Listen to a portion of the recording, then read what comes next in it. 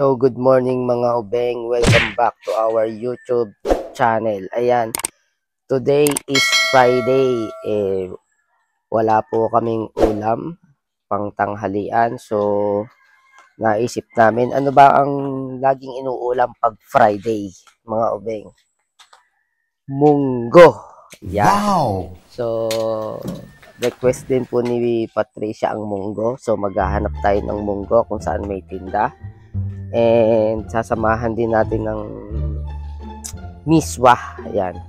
Munggo na may miswa. And then kung anong gulay. Sana makakita tayo ng gusto niya kasi is malunggay. So ando si Patricia. Tulog pa. So sana pagbalik ko gising na siya para mailuto ko na yung aming tanghalian. Request niya po kasi munggo. Love, di ba Friday? Pag Friday, nagmumunggo. Sabi niya sa akin gano'n. Comment down below nga mga obeng, bakit nakasanayan na yung kapag Friday daw magmumunggo?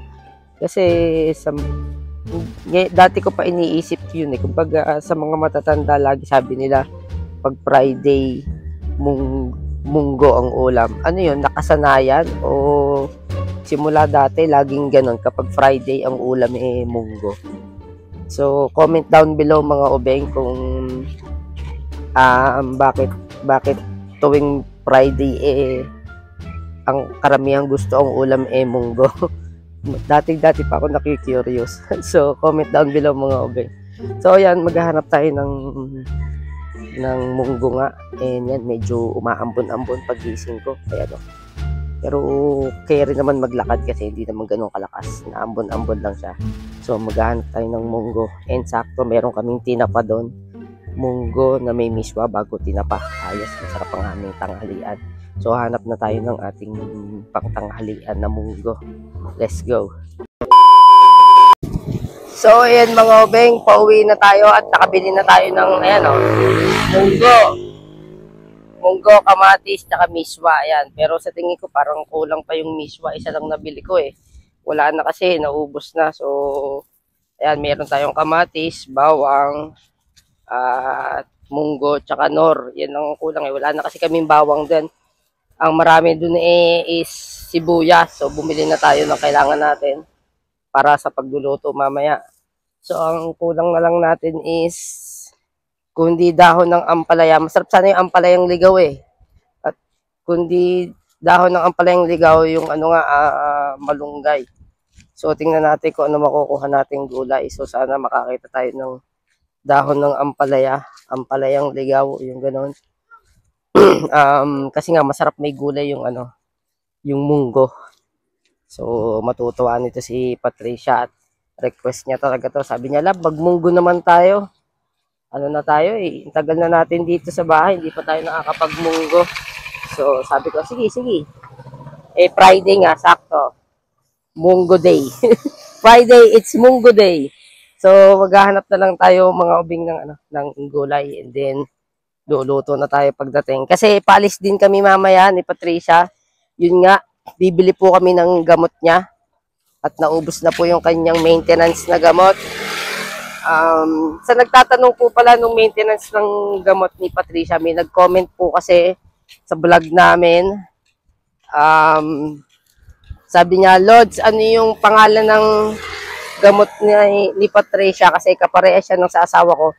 Phenobarbital po. Phenobarbital yung pangalan. 90 mg. Ano yun ng neurologist niya? Nireseta sa kanya. Bali, tinaasan yung milligram. Kasi dati, 60 milligram lang yung iniinom ni Patricia. Kahit na umiinom si Patricia, ganun pa rin, inaatake pa rin. So, ginawa ng neurologist niya, tinaasan, ginawang 90 milligram. Tapos, ang inom niya is twice a day. So, yan, sa nagtatanong dun sa gamot ni Patricia, ayun po, phenobarbital. Pero dapat po yung asawa nyo, yung nag-comment, pa-check nyo pa rin, pa-check up nyo pa rin kasi magkakaiba po yung sakit ng epilepsy. Iba-iba po yung nun, may parang level yon. So baka po pag pinainom nyo yung phenobarbital na gamot sa kanya hindi akma. So, mas magandang ipa-check up nyo siya sa neurologist din para malaman kung ano yung pwedeng ano sa kanya, pwedeng pangalan nito, i-reseta sa kanyang gamot. So, dapat ipa-check up pa rin kasi baka mamaya, tsaka hindi naman kayo pagbebentahan ng gamot na ganun kahit yung phenobarbital nang wala kayong reseta. So, sa nagtanong po, ayun, mas maganda ipa-check up nyo na po yung asawa nyo para malaman kung ano pong i-resetang gamot. So, yun po, salamat at buti na lang po, nagtanong kayo. Ayan, sana po nasagot ko yung tanong nyo. Mas maganda po ipa-check up nyo para malaman kung anong klase ng gamot yung papainom sa asawa nyo. Ayan. So, ayan mga ubeng, andito na po ako sa bahay at wala tayong nakuhang dahon ng ampalaya. Pero meron naman tayong nakuhang malunggay. Wow! So, ayan. Yung ating munggo ay meron ng malunggay. Tapos, dinagdagan ko ng miswa kasi isa lang yung nabili kong miswa dun sa tindahan eh. So, dinalwa ko para mas madami. So, dito na ako sa bahay. So, gagawin na lang natin is magluluto. Ay, gising na pala si Love.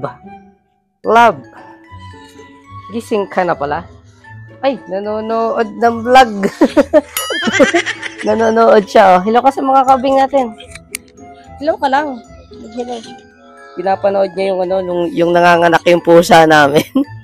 Mag-hello ka muna. Mag-hello ka lang sa kanila. Alam naman. Sinisipon mga kabing. So, lulutuin ko na yung yung request mo.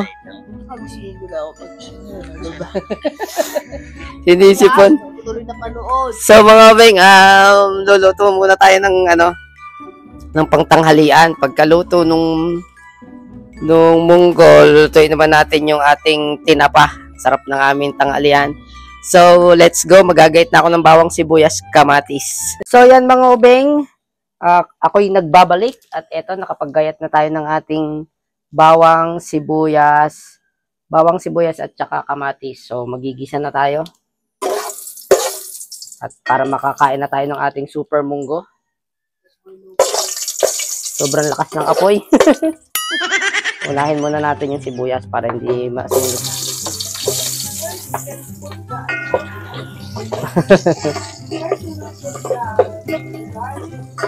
Unahin natin yung sibuyas para hindi masunog. Welcome to JR's Cooking Show.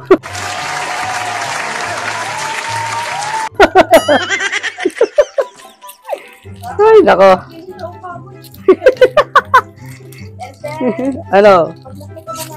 Si Patricia po ay naghihimay ng malunggay. Ayun o, Lab. Nakita, Lab. Ayun o.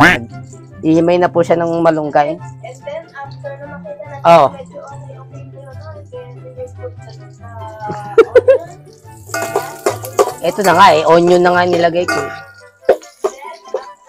Lagyan na natin yung ating super bawang.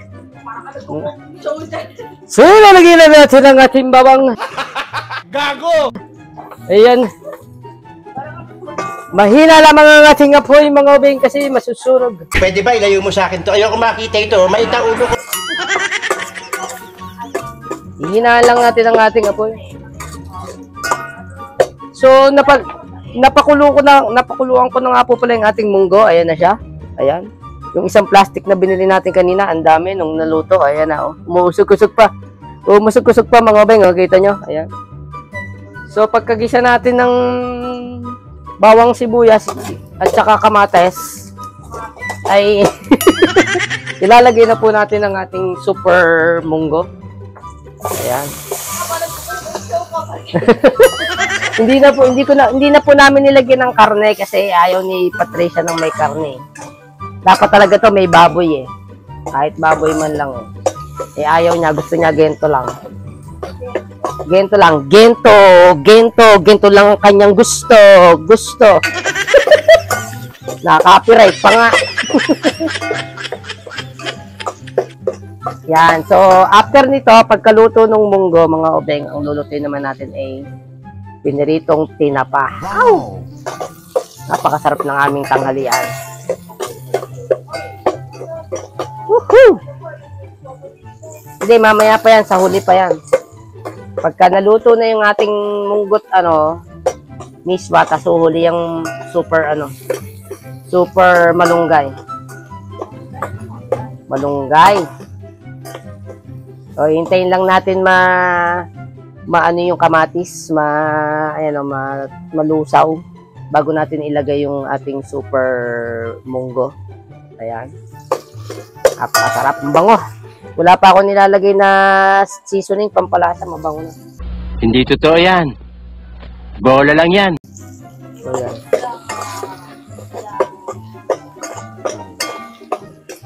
Ano?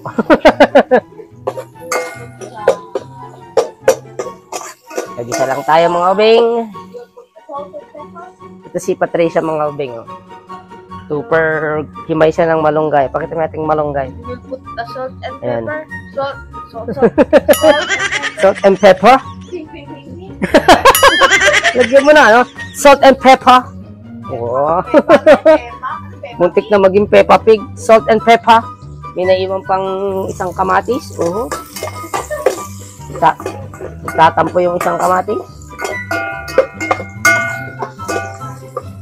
So, ayan lang. Hintayin lang natin siyang ng konti.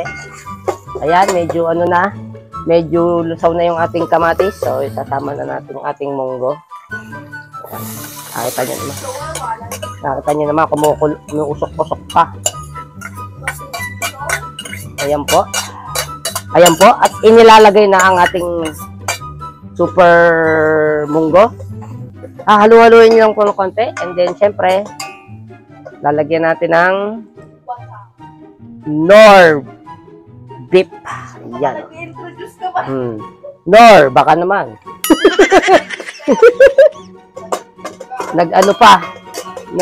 Nag-endorse pa ng Knorr. So, Knorr, alam nyo na. So, lalagyan natin ng konting pates.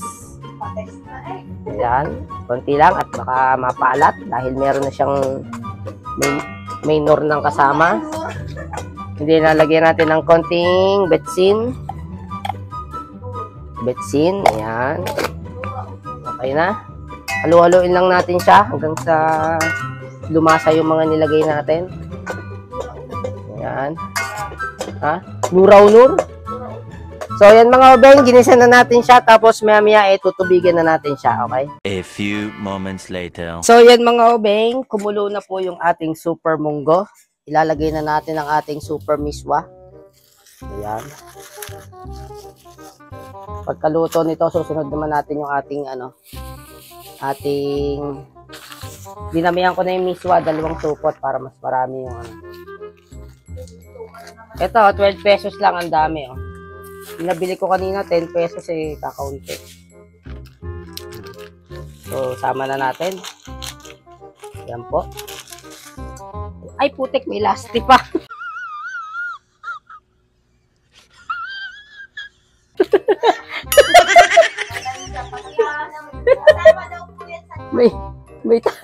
Di pala laste. May tali pa pala yun. Gago! Putik din. May lasti pa pala. Ay, may tali pa pala. Ayun, natanggal na natin yung tali mga ubay. May tali pa pala. Hindi ko napansin. Napakagaling ng chef nyo mga ubeng. Papakainin pa ng tali si Patricia. Ayan, okay na to. Pagkakulo nito, okay na. Dagdagan natin ng konting tubig at medyo naiga na siya. Tapos ine-next na natin yung ating super pangalan nun? Anong tawag sa isdang yan? Nakalimutan ko tuloy yan. Super tinapa ang ine-next natin. Ayan. So, dadagdagan lang natin siya ng konting tubig at medyo naiga na. Then, after nito, ay yung ating tinapa na ating piprito din. Kain na. So, yan mga ubeng, naluto na po natin yung ating munggo at ang nakasalang na ngayon ay tinapa. Ayan, yung tinapa natin, 4 pieces. So, ito yung ating munggo, luto na. Ayan. Wow! Ayan mga udeng, ang ating super munggo na may malunggay. Ayan o, luto na siya, nausok-usok pa. Hintayin na lang natin maluto yung ating tinapa and ready to eat na. Into the mouth. Nice. Sarap ng tanghalian, no? Woohoo! Meanwhile. So mga ubeng, nakaluto na po kami ng aming tanghalian. Ayan. Hindi naman hinahalo ng ayos eh. Ayan na po ang munggo na may napakaraming miswa, oh. Meron nga lang siyang kulang mga ubeng, yun ang nalimutan ko. Ketchup. Pero okay lang. Nalimutan ko po yung chicharon. Ano pa ba doon? Marami pa. Chicharon po ang nalimutan ko. Ayan ang request ni Patricia. First bite. Ni Tikman mo Chef na. Boy, ano, Tikman mo matapos kang Ano? mag-cooking show kanina. O, tikman mo kung ano lasa. Yung pasado na. Ayun na yung, Init? ayun yung kinikrave mong munggo. Kulang nga lang ng chicharon. May kulang pa tanong. Okay lang yun. Nalimutan ko. Diba buhay pa yung munggo, tumatalsik May pa. kapartner pang tinapa, oh. Ayos. So, ba't Go. tinapa? Go. Mama ko ng lasa. Ano? Okay, lasa munggo. Malamang munggo yan eh. Magtaka ako maglasang adobo. So, yung mga ubeng, ayan po, tapos na ang crave. Masarap. Ayos. Hindi Ayos halata, lang, ganun pa rin. Maraming naluto, oh. Akala ko yung isang supot ko, konti, nung Isang supot. Nung naluto. Uy, iba yun. Iba yung supot sa supot. Mabagal lang pagkakabigas. Supot. Supot. Yun. Hindi pala, iba pala Oh, yun. iba yun. Love, masayang-masaya ako sa tuwing nakikita kitang masaya. Kaya kahit simple lang yung buhay natin, simple lang yung ulam natin sa araw-araw, ang mahalaga yung makita kitang masaya, malusog ka, masayang-masaya na ako doon. Kahit na marami tayong pinagdadaan ng problema, nalalampasan natin, basta ang mahalaga, masaya tayo araw-araw. At kahit nga simple lang yung ating buhay, ang mahalaga hindi tayo nakakalimot sa Panginoon at sobrang masaya tayo sa araw-araw. Kaya pagpatuloy lang natin, maabot natin din ang ating mga pangarap. Kaya sobrang masaya ako at napapasaya kita sa araw-araw. Nabibigay ko yung mga gusto mong ulam kahit simple lang. Sobrang salamat, love.